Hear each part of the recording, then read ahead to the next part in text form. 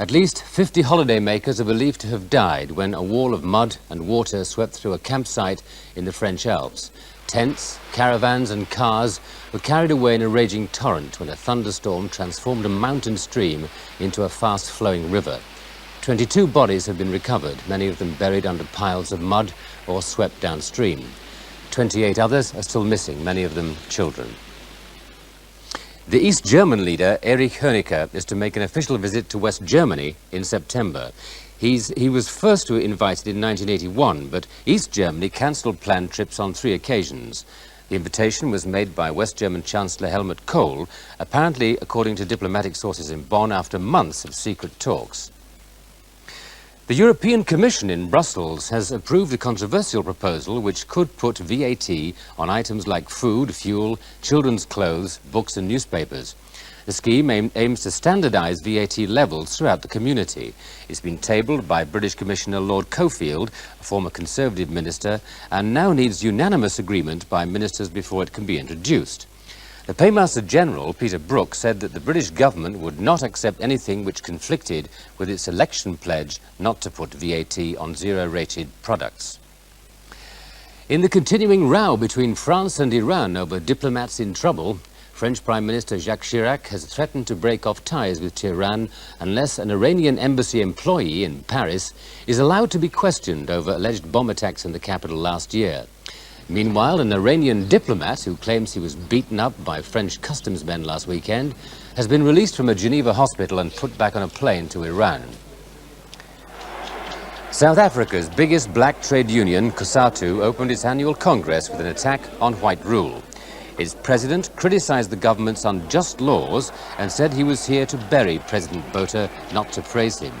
The Congress is to call for an international ban on the purchase of South African gold, platinum and diamonds. 3 London policemen have been convicted of carrying out an unprovoked attack on 5 schoolboys 4 years ago.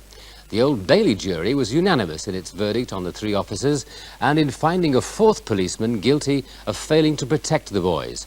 The jury were unable to return a verdict on a 5th police officer charged with assault and had retired to a hotel for the night.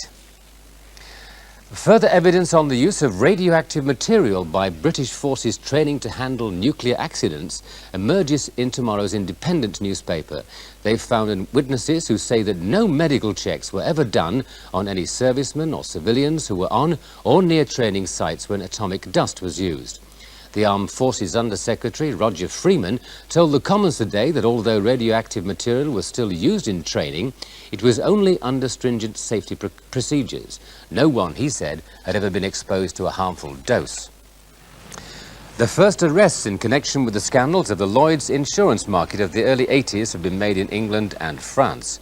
3 former company directors and 2 Lloyd's underwriters were arrested by fraud squad officers investigating irregularities allegedly discovered when American company Alexander & Alexander bought the Alexander Howden Group in '82. Those arrested include Ian Postgate, an underwriter who was suspended from Lloyd's 2 years ago, and former Howden chairman Kenneth Grobe. Monica Coughlin, the prostitute at the centre of the Jeffrey Archer libel case, today accused him of lying and from the witness box shouted, "Why are you doing this to me?" Later, solicitor Aziz Kurther told the jury that he'd clearly seen Mr. Archer meet her before the 2 walked up the steps of a Victoria hotel. He also read out an unpublished article on the incident he'd written for Private Eye magazine. Earlier, Newsnight presenter and former Observer political editor Adam Raphael gave evidence that Mr. Archer had told him in a telephone call, "I once met her very casually 6 months ago." British Rail is to cut a further 9,000 clerical and managerial jobs despite making a profit last year. It's all part of the continuing drive to prune government subsidies to the rail service. The Treasury has announced plans for smaller, lightweight 5 and 10 pence coins, more in line with their real value. Unless there's widespread public protest, the new coins will be about 2/3 of their present size. The new 5 pence coin is expected to come into circulation in 1989, and the 10 pence 2 years later. And finally, the public euphoria in America over Colonel Oliver North has turned, perhaps inevitably, to ways of making a fast buck.